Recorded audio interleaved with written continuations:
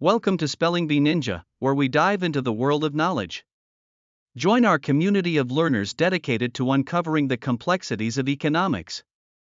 If you're eager to understand how the world works and why nations interact the way they do through trade, you've come to the right place. Subscribe now for free and let's embark on this educational journey together. Today, we're exploring a topic that connects the world: international trade. Have you ever thought about why countries trade goods and services? What prompts nations to specialize in certain industries? This lesson will guide you through the fundamentals of international economics, helping you understand why global trade is essential for modern societies. First, let's define global trade itself. It's the process of exchanging goods, services, and capital between countries, crossing international borders. Such exchanges are not new, rather, they have facilitated human development for centuries. Countries don't trade simply for the sake of it, they do so out of necessity.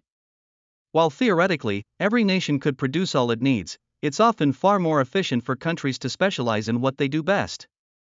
This allows nations to access products that would be challenging or inefficient to produce locally. Think about it: a country rich in natural resources might focus on agriculture, while another with advanced technology might excel in manufacturing. The result? A system in which all involved can consume more than they could on their own. Central to this idea is the principle of comparative advantage. This principle illustrates that a country can benefit from trade if it can produce a good at a lower opportunity cost than others. For example, if country A is great at growing coffee due to its ideal climate and soil, while country B is better at making electronics, each country should specialize in what they do best.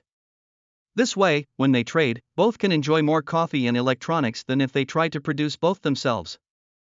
Now that we've laid the foundation, let's look at the two critical aspects of trade: imports and exports.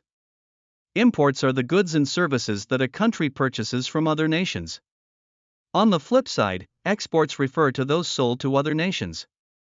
Every nation, even those that are quite self-sufficient, participates in this global marketplace. Why is this the case? When countries import, they gain access to products unavailable domestically, usually at lower prices due to competition, which benefits consumers significantly.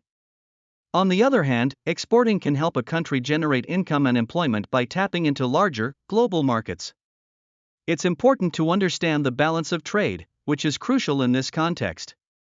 A country experiences a surplus when it exports more than it imports. Conversely, a deficit occurs when imports exceed exports. This balance can significantly impact a nation's economy, influencing exchange rates and employment rates. Exploring the benefits of global trade reveals how it aids prosperity. One of the primary advantages of trade is the lower prices that consumers often enjoy. With competition from imports, domestic prices tend to remain in check, expanding choices. Countries also benefit from accessing resources and technologies they may lack domestically. For example, developing nations can import advanced technology that enhances productivity and economic growth. Additionally, trade encourages job creation, particularly in sectors where a country has comparative advantages, leading to higher living standards. Not to mention, exposure to international competition fosters innovation as businesses strive to improve. However, trade isn't without its challenges. Trade barriers, such as tariffs and quotas, are government-imposed restrictions that limit international trade. A tariff is a tax placed on imported goods, making them pricier for consumers and, ultimately, protecting domestic industries.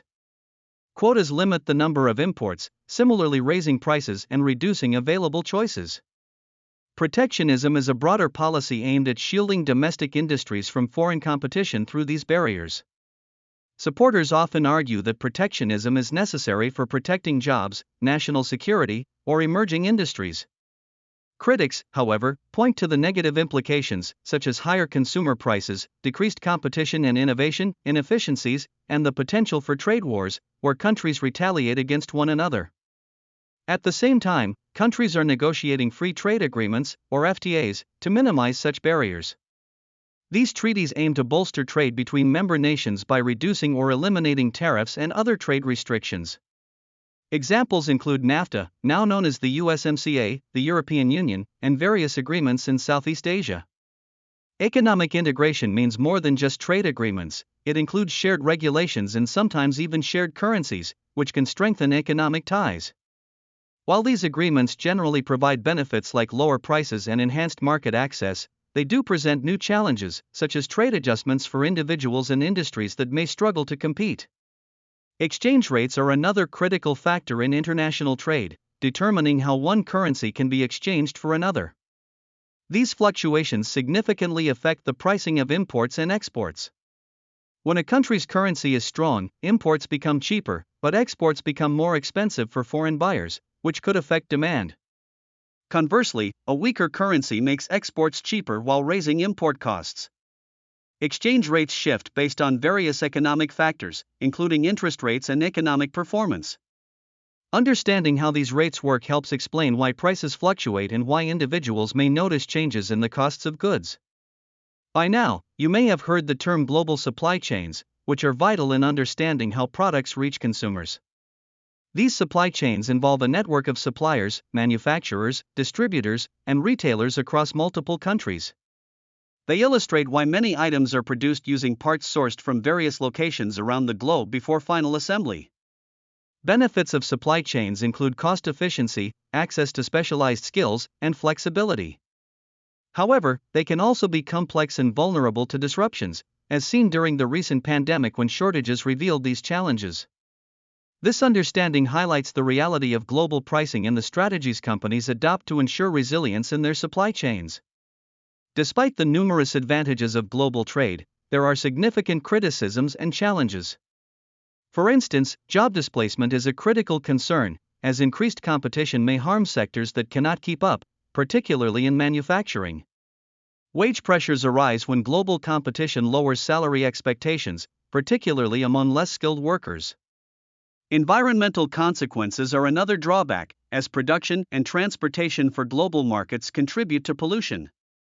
Lastly, there are issues related to worker exploitation in regions with poor labor standards. These concerns prompt calls for policies to protect workers and the environment, illustrating the need for a careful balance in trade policy. In summary, global trade plays a crucial role in connecting our world. From the concepts of comparative advantage to the dynamics of imports and exports and the importance of trade agreements, trade has a profound impact on our global economy. Understanding the advantages and challenges associated with trade allows us to grasp how it shapes our experiences and influences economies worldwide. As we move forward in this ever-evolving landscape of global economics, it's clear that trade will remain vital for development and cooperation among nations. To wrap up, we've taken a deep dive into international trade, from its significance and principles to its benefits and challenges. We've covered how countries interact through imports and exports, the implications of trade agreements, and the complexities of exchange rates and supply chains. Trade not only connects economies but also reflects the interdependencies of our world. It is essential for understanding where our products come from and the broader economic forces at play in our daily lives. Thank you for joining us on this educational exploration of international trade.